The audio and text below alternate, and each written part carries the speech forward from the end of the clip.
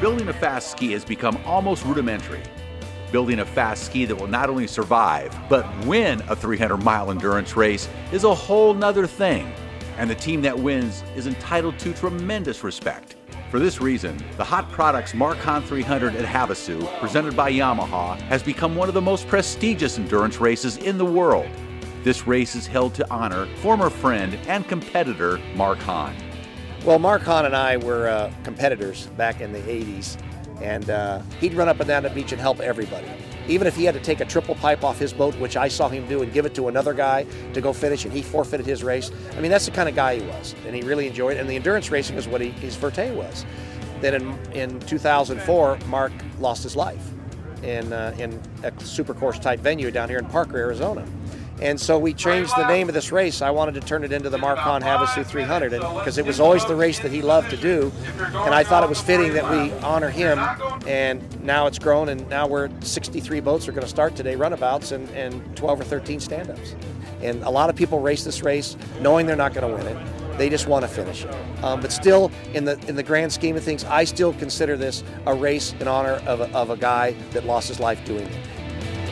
Defending champion Craig Warner was back on his factory Kawasaki and once again teamed up with tuner Minoru Kanamori. Interestingly, Craig had yet to test his ski. No, I haven't. But I mean, my mechanic Minoru Kanamori is just amazing. So if he stamps it, says okay, then we run it.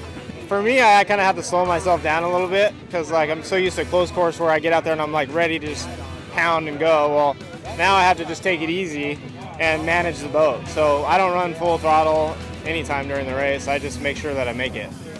Both Craig Warner and Mike Klippenstein were sporting new R&D turbo kits on the back of their engines. This year, the winds were projected from the southwest at 15 to 25 miles per hour, but the day started off much lighter. Perfect for Klippenstein on his new Yamaha. You know what? These are Yamaha winds. The wind's going this way. Kawasaki winds are this way. And we got everything going our way this way. I just did a practice lap, and it's Yamaha water. It's a new 2015 Yamaha SVHO built by R&D. Bill Chapin, he's been working on the boat since last September. Actually, Scott Walker managed to get me the boat real early last year. So we got many months of testing on this boat. We got a good backup boat. We're ready to rock and roll today. A formidable duel was the French team of three-time event winner Jean-Bruno Pastorello and Jean-Baptiste Body. The last time Body was on this beach, he decimated the Pro Open runabout class at the IJSBA World Finals.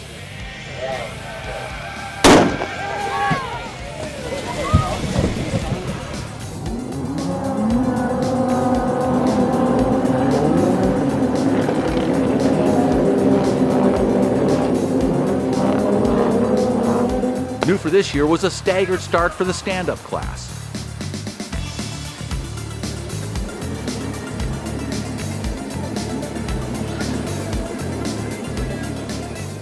In a repeat of last year, Russian Yuri Rybakov ignited into the lead. Yuri's teammate this year was Peter de Smet. Behind him, Canadian Mike Klippenstein turned up the heat on Russian Denis Belikov for second at the halfway point of lap 1. Yuri had reported a low-fuel pre-race test speed of his Yamaha that morning of over 90 miles per hour. We believe it. He recorded multiple sub-8-minute laps early in the race. At the end of lap 1, Klippenstein trailed Yuri by about 20 seconds, with Belikov just behind him.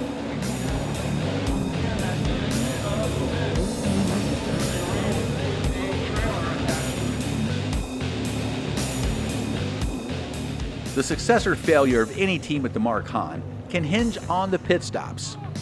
Teams are required to remove their ski from the water for refueling. This is not always easily done.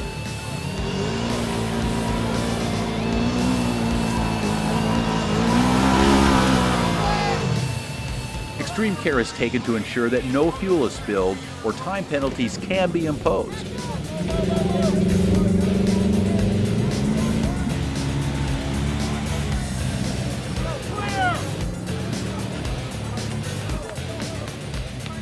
For Rybakov and de Smet, life was good. Pit stops were free of drama and running smoothly. In fact, they had plenty of breathing room. By about the 3-hour mark, they had lapped the entire field. Pastorello and Body worked their way to third behind Klippenstein on their supercharged Kawasaki Ultra.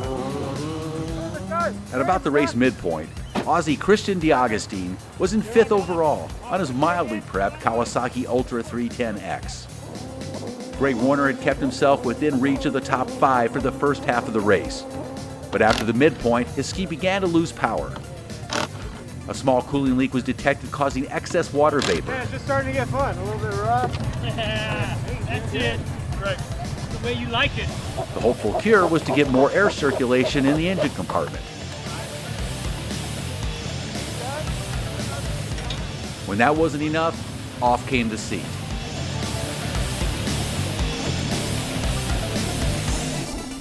For the second half of the race, the wind kicked in and the water conditions became significantly more challenging.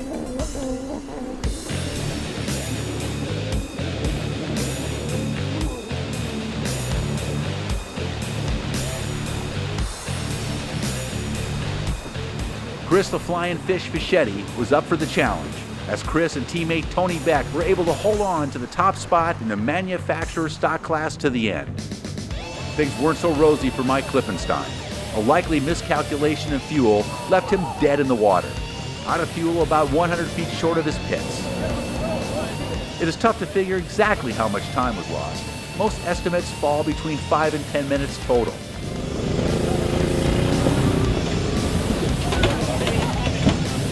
Greg Warner also sampled Lake Havasu in the wintertime when his ski failed to turn over after a pit stop. The problem was traced to a dead battery. The good folks next pit over at PWC Offshore loaned him a spare, and Craig was off and running at full power. With only a few laps remaining, Ribico and DeSmet were still in the lead, though the rough waters of the afternoon were taking their toll. Pastorello and Body were solidly in second, having passed Klippenstein during his refueling delay. 2 positions behind Pastorello in fourth were fellow Frenchmen David Chassir and Jean-Christophe Preus. With just 2 laps to go, tension and concern spiked in the Ribico and DeSmet pits as Yuri Ribico failed to show for his pit stop. Word was received that Yuri had been rescued with his ski sinking on the south leg of the course. This cleared the way for Pastorello and Body to take the win for the French duo.